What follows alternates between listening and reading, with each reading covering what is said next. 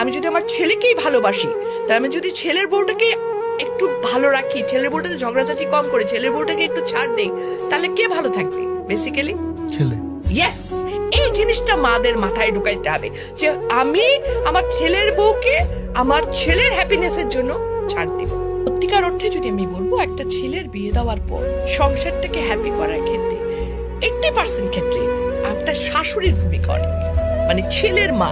Definitely কোনো কোনো জায়গায় ছেলে বউ খারাপ আছে, কিন্তু exceptional cannot be an example. বেশিরভাগ শাশুড়ি কিন্তু বেশি আমার দখলদারিত্ব মনোবৃত্তিতে চলে যান।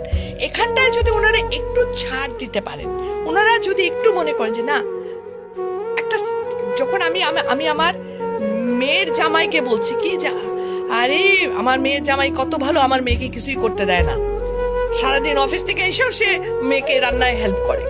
আর ছেলের ব্যাপার হলে তখন আমরা বলতো কি ছেলের বউ, সারাদিন ঘুমায় থাকে, আমার পোলা আসে